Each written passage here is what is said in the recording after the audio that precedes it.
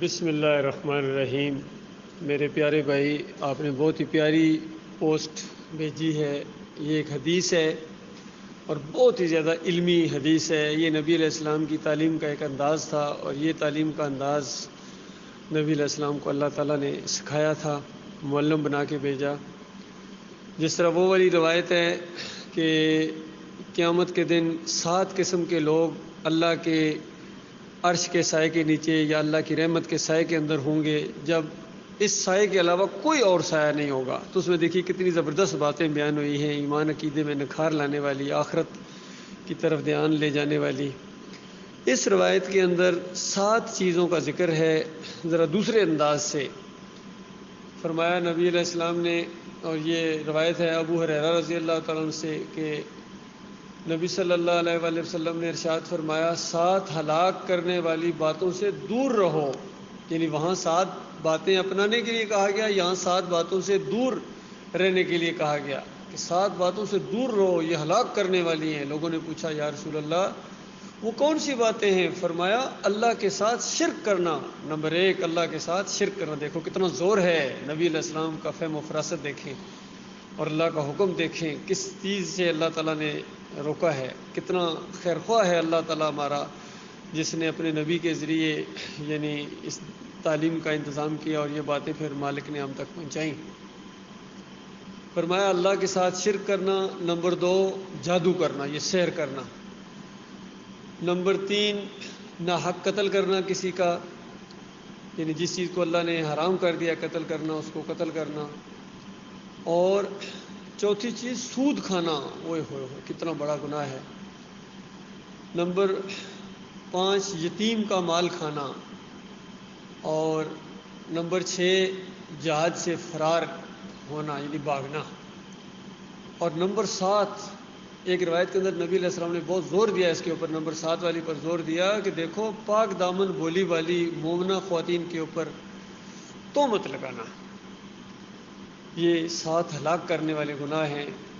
اور بہت افسوس کے ساتھ میں یہ کہہ رہا ہوں کہ جس بندے نے یہ پوسٹ مجھے بھیجی ہے، میں ابھی نام لینا مناسب نہیں سمجھ رہا ہوں، وہ سمجھ جائیں گے بھائی میرے، یہ محمد حنیف صاحب کی جماعت سے تعلق رکھتے ہیں، کیونکہ اس پوسٹ کے نیچے www.therealislam.net یہ وہی چینل ہے جو سہیل خان چلا رہے ہیں، اور لوگوں کو کہہ رہے ہیں کہ اور حدیث سنا رہے ہیں کہ نبی علیہ السلام نے فرمایا ان 7 چیزوں سے دور رہنا ہلاک کرنے والے ہیں۔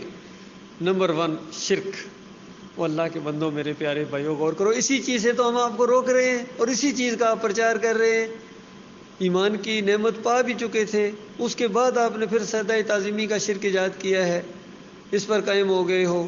ایک نبی پر الزام لگایا، بلکہ 2 نبیوں پر الزام لگایا۔ ایک نبی پر یہ کہ انہوں نے نبی کے سامنے سجدہ کیا، دوسرے نبی پر یہ کہ انہوں نے سجدہ کروایا، اور پھر اللہ پر بھی الزام لگایا انہوں نے کہ اللہ تعالیٰ کی مشیت ہی یہی تھی، اس نے یہی چاہا تھا، اور پھر اللہ اس پر خوش ہو گیا، راضی ہو گیا، اللہ کی رضا کے عین مطابق ہوا ہے۔ یہ کتنے بھاری گناہ آپ سمیٹ رہے ہیں۔ تو یہ بہت بڑی بات ہوئی ہے کہ اسی لیے ہم کہتے ہیں دور رہو۔ دیکھیے یہ فرق ہے ایک دائی میں اور ایک پیر صاحب میں یا مولوی صاحب میں۔ ڈاکٹر عثمانی رحمۃ اللہ علیہ ہمیشہ کہتے ہیں شرک سے دور بھاگو، جہاں شرک کی بو بھی آئے وہاں سے بھاگو۔ دیکھا یہ ہوتا ہے حدیث پر عمل کرنا، یہ ہوتا ہے فہم و فراست دین کا فہم۔ حدیث کہہ رہی ہے دور بھاگو، قریب بھی مت جانا، اور یہ فہم و فراست ہے کہ پھر عملی طور پر شرک سے دور بھاگنا اور اس کے قریب نہ جانا۔ تو یہ اس کے اندر آپ لوگ ملوث ہو گئے، اس پر غور کیجئے۔ اس کے بعد دوسری چیز ہے کہ ناحق قتل کرنا، ظاہری بات ہے اس چیز سے آپ لوگ بچے ہوئے ہیں۔ اور سود کھانا، سود میں بھی ہمارے کتنے بھائی تھے جو بچے ہوئے ہیں، کچھ جو تھوڑے بہت ملوث ہیں وہ بھی بچنے کی کوشش کر رہے ہیں۔ اور پھر اس کے بعد سحر کرنا، جادو کرنا، اسے بھی ہمارے بھائی بچے ہوئے ہیں۔ اور پھر یتیموں کا مال کھانا، یہ تو خیر اکثریت بچی ہوئی ہے، لیکن پھر بھی کچھ نہ کچھ لوگ ہیں زیادتی کر جاتے ہیں۔ پھر جہاد سے فرار، تو یہ لیبل آپ کے اوپر لگ گیا ہے۔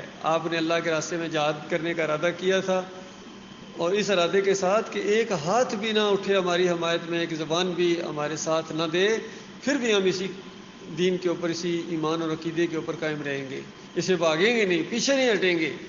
لیکن ذرا سی آزمائشوں کا دور آیا، کچھ پرچے کٹے اور کچھ سختیاں آئیں ہلکی سی، ابھی تو ہوا بھی نہیں چلی تھی، طوفان تو بعد میں آنے تھے، تو اس میں بھی آپ نے رائے فرار اختیار کر لی، بھاگ گئے، جہاد کے حصے بھاگ گیا۔ آپ بریانیاں کھاؤ، پروگرام کرو اور تربیت کھیلو، یہی کچھ کرتے رہو، جو جہاد کا معاملہ ہے وہ آپ کے اندر اب نہیں رہا ہے، کیونکہ عقیدہ خراب ہو گیا، پھر جہاد کیسے کریں گے آپ؟ ہاں، شرک پھیلانے کا جہاد آپ کر رہے ہیں، جس طرح عمران خان کہتا ہے میں جہاد کر رہا ہوں جمہوریت کی وجہ سے، تو جو شرک کے ساتھ جہاد کرے گا یا شرک پھیلانے کا جہاد کرے گا، کیونکہ اب تو سب آپ کی یہی دعوت ہے، ہر جگہ یہی دعوت ہے آپ کی، یعنی قاری خلیل الرحمان صاحب جہاں بھی جاتے ہیں کہتے ہیں یوسف علیہ السلام کو سجدہ ہوا، منور سلطان یہی کہتے ہیں، محمد حنیف یہی کہتے ہیں، سہیل خان یہی کہتے ہیں، اس کے بعد طارق القادری بھی یہی کہتا ہے، طارق جمیل بھی یہی کہتا ہے، ابن کثیر بھی اسی سجدے کا قائل تھا، ڈاکٹر اسرار بھی، اور جو علی انجینئر ہے وہ بھی اس کا استاد جو مولوی اسحاق ہے وہ بھی، یہ سارے اس کشتی میں آپ مسافر ہو گئے، آپ جو شرک والی کشتی تھی، اس نے ڈوبنا ہی ڈوبنا ہے، اس نے غرق ہونا ہی ہونا ہے، تو یہ چیز بھی آپ کے اندر آ گئی۔ پھر یہ آخری بہت بڑا گناہ ہے کہ پاک دامن عورتوں پر بدکاری کی تہمت لگانا، یہ بہت بڑا جرم ہے، تو بدکاری سے بڑا جرم ہے شرک۔ کتنی مومنہ خواتین ہیں ہماری، ان کے اوپر آپ نے یہ الزام لگایا کہ یہ اب شرک کرتی ہیں، اور کتنی تکلیفیں دی ہیں کہ جب تک یوسف علیہ السلام کو سجدہ نہیں مانو گے، کتنے والدین نے کہا کہ ہمارے گھروں میں واپس نہ آنا، تم مشرکہ ہو گئی ہو، کافرہ ہو گئی ہو، مرتد ہو گئی ہو۔